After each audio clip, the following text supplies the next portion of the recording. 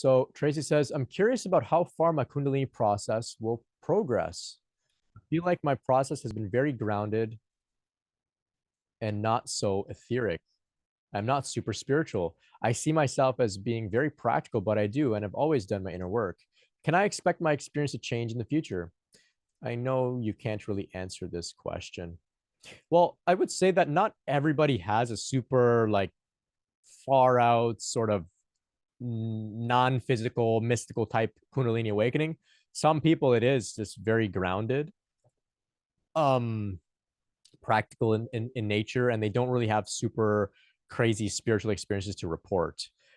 We don't hear much from those people because, of course, there's not much for them to report, right? They're not the ones that are writing books about this stuff per se.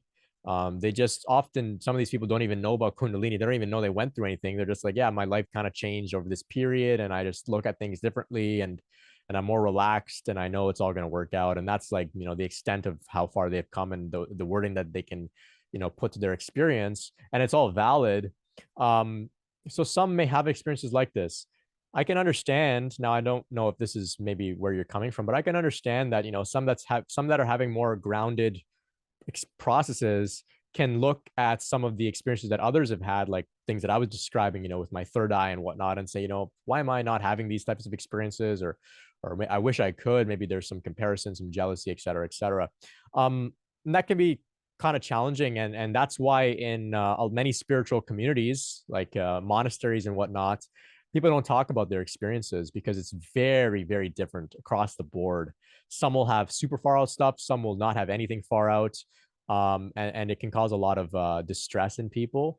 However, because we're not in a monastery, I think that we do have to kind of talk about this, because what's happening to many people is they're having really far experiences, and it actually is very scary, very, very scary.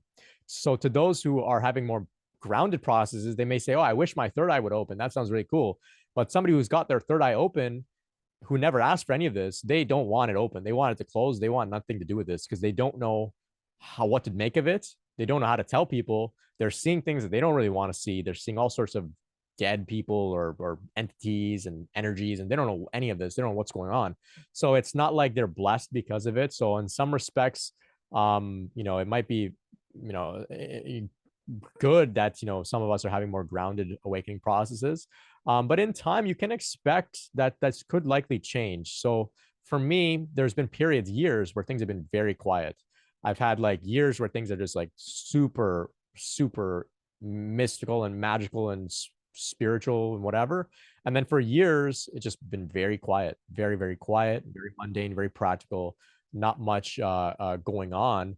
And then after that, maybe after a few years, things get really, far out and exciting, you could say again. So maybe this is, in the cards for you. We don't know. We can't be attached. We just have to work with what's coming to us, and know that it's just like it's just like in life, right? We see people, they've got a lot of money, and we may think, I want that. I want all their money, but you don't know what kind of problems they have. You don't even know what kind of problems they have. So in the same way, you may see that people are having really mystical experiences, but you don't know what type of um distress all of that is bringing them. I mean, it can be quite challenging.